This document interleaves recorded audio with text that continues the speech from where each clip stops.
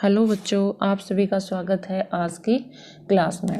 तो जैसा कि बच्चों इससे पहले वाली वीडियो में हमने कवि भूषण के बारे में पढ़ा, उनके वीर रस के जो कवित है उनके बारे में जाना। तो इस अध्याय में क्या है, भूषण के 5 कवित लिए गए हैं जिनमें क्या है शिवाजी की वीरता का, उनकी ओजपूर्ण गुण का, उनके वीर पुरुष होने का के बारे में क्या है वर्णन किया गया है। तो कल हमने वीर रस के कवित में सबसे पहले कवित के बारे में जाना था कि किस तरह से शिवाजी की सेना सज धज कर औरंगजेब से युद्ध के लिए निकल पड़ती है। तो आज बच्चों हम इसका दूसरा कवित का अध्ययन करेंगे और इस कवित में क्या है, शिवाजी को औरंगजेब ने क्या है, मुगल शासक औरंगजेब ने क्या है संधि के लिए बुलाया है। तो वहाँ जो होता है या जो वहाँ घटित होता है उसके बारे में इस पद में बताया गया है। तो देखो बेटा इसका दूसरा कवित, सबन के ऊपर ही ठाडो रहिबे के जोग। तो यहाँ पे जो कठिन शब्द है वो क्या है, व्याख्या के साथ ही जो आपके ये पेज है इसके ऊपर लिखे हुए हैं, तो इन्हें आप क्या है ध्यान से पढ़ना ताकि आपको व्याख्या करने में कोई भी दिक्कत ना आए। तो सबन यानी सबसे ऊपर, ठाडो यानी खड़े रहने के, रहिबे यानी रहने के, जोग यानी योग्य है। तो जो शिवाजी की जो योग्यता है, शिवाजी की जो वीरता है वो क्या है, सबसे ऊपर खड़े रहने के योग्य है, यानी उन्हें क्या है दरबार के अंदर सबसे उच्चतम स्थान देना चाहिए था, लेकिन औरंगजेब ने ऐसा नहीं किया। ताही यानी उनको, खरो यानी खड़े किया, 6,000 के नियरे। 6,000 सेना के ऊपर एक पद होता है मनसबदार का, तो उस मनसबदार के पास, नियरे यानी पास में क्या है शिवाजी को खड़ा किया। तो जब क्या है शिवाजी अपनी संधि के, शिवाजी औरंगजेब के पास संधि के लिए जाते हैं, यानी युद्ध ना हो, इसे टाला जाए, तो इसलिए जब वो वहाँ दरबार में उपस्थित होते हैं तो राजा जो औरंगजेब है उनका अपमान करने के लिए क्या है उन्हें खड़ा करते हैं, मनसबदार के पास उनको खड़ा कर देते हैं। लेकिन जो उनकी योग्यता है वो तो ये है कि उन्हें सब अपने शासक अपने पास बिठाता, या जो जितने भी उनके शासकों के पद हैं उनसे सबसे ऊपर रखता, लेकिन ऐसा औरंगजेब ने नहीं किया। जाने यानी यह जानकर या यह देख कर, गैर मिसिल गुसिले गुस्सा, गुस्साधारी मन। जानी गैर मिसिल गुसीले गुस्साधारी मन। गैर मिसिल है यहाँ पे अपमानजनक महसूस हुआ, गुस्सीले यानी मन में क्या है उन्होंने धारी यानी धारण किया। तो जब शिवाजी ने देखा कि उन्हें एक मनसबदार के पास खड़ा किया गया है तो ये सब उन्हें क्या लगा, अपमान लगा, उसमें अपना अपमान लगा, तो इसलिए क्या है उनके मन में गुस्सा भरने लगा। किन्हो ना सलाम, किन्हो यानी किसी को, सलाम यानी किसी को सलाम नहीं किया। न बचन बोले सियरे, सियरे यानी नम्र या मीठे शब्द किसी से भी उन्होंने नहीं बोले। तो शिवाजी ने ना तो किसी को सलाम किया और ना ही किसी से अच्छे से बात की और ना ही किसी के सलाम का जवाब दिया। क्यों? क्योंकि उन्हें तो गुस्सा आ रहा था कि उन्हें क्या एक मनसबदार के पास खड़ा किया गया। भूषण भनत महावीर बलकन लाग्यो। तो भूषण भनत यानी कहते हैं, भूषण जी कहते हैं कि बलकन यानी उत्तेजित होने लगे, महावीर यानी कौन, शिवाजी क्या है गुस्से में उत्तेजित होने लगे, उन्हें क्या अत्यधिक क्रोध आने लगा। सारी पातशाही के उड़ाए गए चेहरे। उनका जो क्रोध था, उस क्रोध, सारी यानी सारी, पातशाही यानी बादशाह, जब बादशाहत ने उनकी सारी जो वहाँ मुगल लोग खड़े थे उन्होंने जब देखा उनका गुस्सा, तो चेहरे यानी उन सब के होश उड़ने लगे, उनके मन में क्या है भय व्याप्त होने लगा।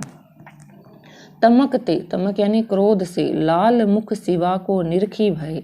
तो जैसे ही शिवाजी का क्रोध से लाल मुख सबने देखा, यानी निरखी भय यानी जैसे ही देखा, स्याह मुख यानी काले मुख वाले, नौरंग यानी औरंगजेब। तो औरंगजेब जब मुख था वो क्या हो गया, काली शाही के समान हो गया था। यानी जब उन्होंने देखा कि शिवाजी को क्रोध आ गया तो उनके क्रोध का क्या नतीजा निकलेगा, यह सब देखकर क्या है औरंगजेब का चेहरा काला पड़ गया। सिपाही मुख पीरे, और जो सिपाही है उनके मुख क्या है पीले पड़ चुके थे।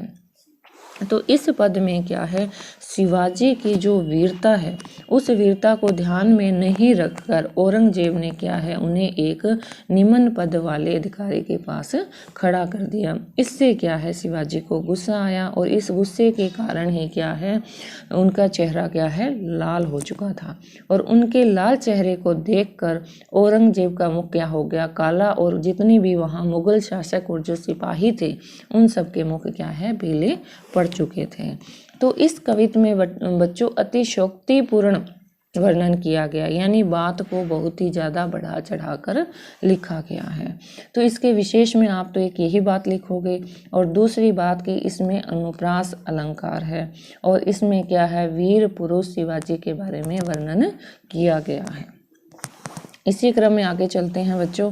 अगला कविता, तेरे ही भुजानी पर भूतल को भार, कहिबे को शेषनाग दिगनाग हिमाचल है। तेरे ही यानी किस पर, कवि कहते हैं कि हे शिवाजी, आपके ही भुजानी यानी हाथों में, भूतल को भार है, यानी इस पूरी पृथ्वी का भार क्या है, आपके ही हाथों में है।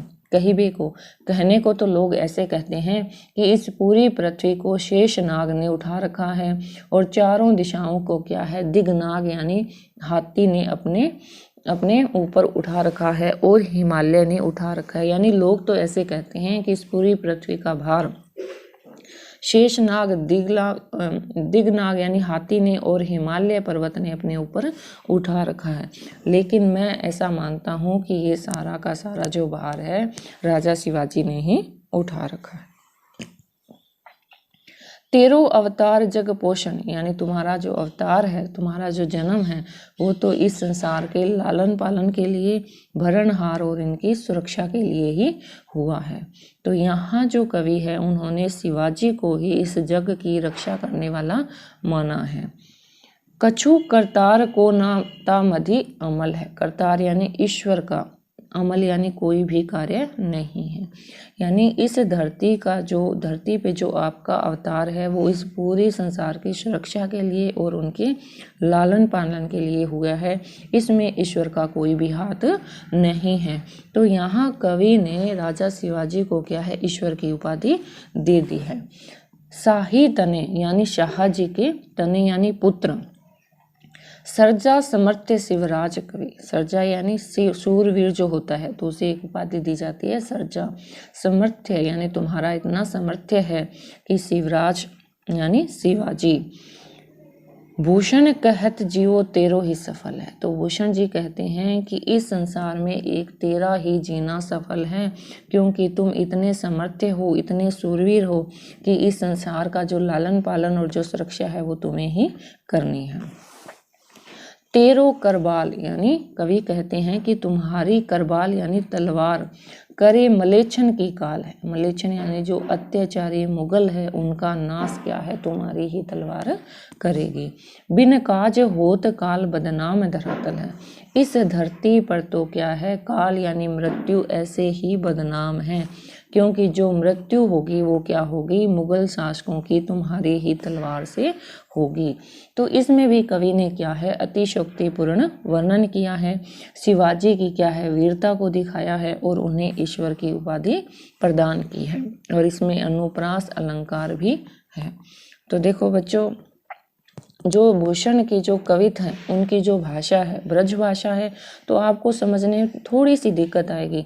अगर आप इनके कठिन शब्दों के साथ इनकी प्रत्येक पंक्ति का अर्थ देखेंगे तो आप इसे आसानी से समझ सकते हैं। तो इसी क्रम में हम आगे चलते हैं बच्चों अगले कविता में। इंद्र जिम जम्ब पर, तो ये जो कविता है इसमें क्या है, अधिपत्य दिखाया गया है।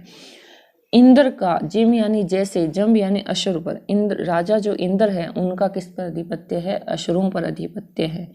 बाडव जो अम्ब पर, अम्ब यानी जल पर, बाडव यानी बडवानल, बडवानल क्या होती है, जल में लगने वाली आग। तो यहाँ कवि कहते हैं कि जिस तरह से अश्रुओं पर अधिपत्य इंद्र का है, वैसा ही जल पर अधिपत्य बड़वानल का है, यानी जल में लगने वाली आग का अधिपत्य है। रावण सदम्भ पर रघुकुल राज है, स्तंभ यानी सदम्भ यानी अहंकारी, अहंकारी जो रावण है उस पर अधिपत्य रघुकुल राज यानी प्रभु श्री राम का है। पूर्ण वारी वाह पर शंभु रति नाह पर, ज्यों शस्त्र बाहु पर राम द्विज राज है।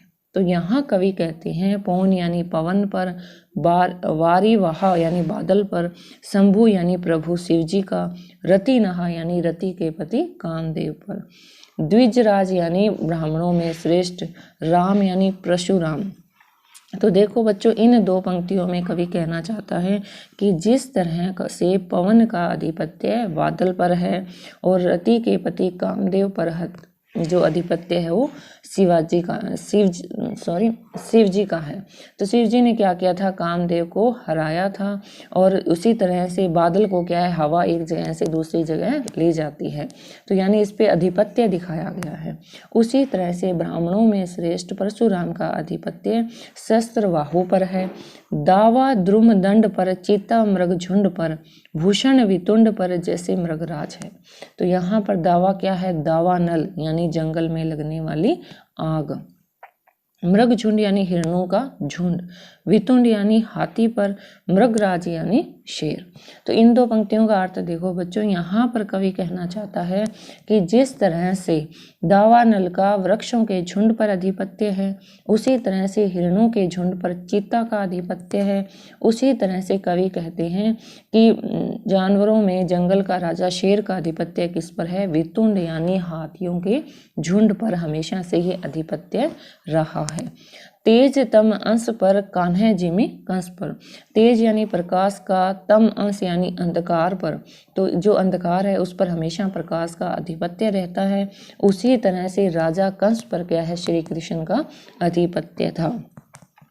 यूं मलेच्छ वंश पर शेर शिवराज है, उसी तरह से राजा जो सर्जा जो शिवाजी है उसका अधिपत्य किस पर है, मुगल वंश पर है।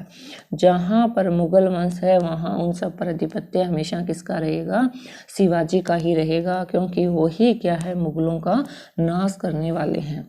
तो इस कविता में भी बच्चों क्या है, उपमा दी गई है, उपाधियां दी गई है। शिवराज की क्या है, राजा शिवाजी को क्या है, विभिन्न तरह से उपमा दे देकर क्या है, सबसे श्रेष्ठ बताया गया है। इसमें ओजपूर्ण वर्णन है, वीरता का वर्णन है, और इसकी भाषा क्या है, ब्रज भाषा है।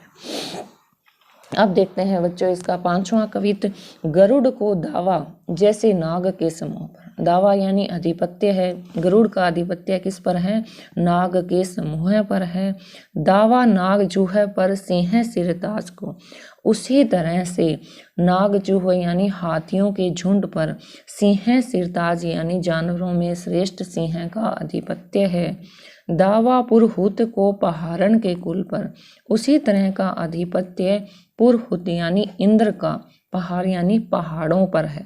जिस तरह से इंद्र क्या है, पहाड़ों को नष्ट कर सकते हैं, तो उनका अधिपत्य किस पर है, पहाड़ों पर है। दावा सबे पंछिन के गोल पर बाज को, उसी तरह से बाज के समूह पर क्या है, बाज का जो अधिपत्य है वो क्या है, पक्षियों के समूह पर है। दावा सब यानी अधिपत्य किन पर, पंछिन यानी पंछियों के, गोल यानी समूह पर, तो पंछियों का जो समूह है उस पर किसका अधिपत्य है, बाज का अधिपत्य है। भूषण अखंड नवखंड मही मंडल में, तो इसी तरह अखंड नवखंड मही मंडल में, तो यहाँ पर भूषण जी कहते हैं कि जिस तरह से पृथ्वी के संपूर्ण नौ खंड की पृथ्वी के ऊपर किसका है, तम पर, जो इस पूरी पृथ्वी का जो अंधकार है उस पर सूर्य की किरणों का अधिपत्य है। यानी कहीं पे भी कोई अंधकार हो तो लेकिन सूर्य की किरणें उसे क्या है, दूर कर देती है। उसी तरह से पूर्व में पूर्व पछा देश, दक्षिण ते उत्तर लो, जहाँ पातशाही तहाँ दावा शिवराज को। तो यहाँ कवि भूषण कहते हैं कि पूर्व में, पश्चिम में, उत्तर में, दक्षिण में, यानी चारों दिशाओं में जहाँ जहाँ पर पातशाही यानी बादशाहत है मुगल शासक की, उन सब पर आंतक क्या है, शिवराज का व्याप्त है। यानी शिवाजी का जो आंतक है पूरी मुगल शासक पर छाया हुआ है। तो बच्चों इसमें भी क्या है, अतिशयोक्तिपूर्ण वर्णन है, उपमा देकर क्या है, शिवाजी को श्रेष्ठ बताया गया है, और इसकी भाषा भी क्या है, ब्रज भाषा है। तो बच्चों इन कविता को क्या है, बार बार सुनना, कठिन शब्दों को देखना और अच्छे से समझने की कोशिश करना।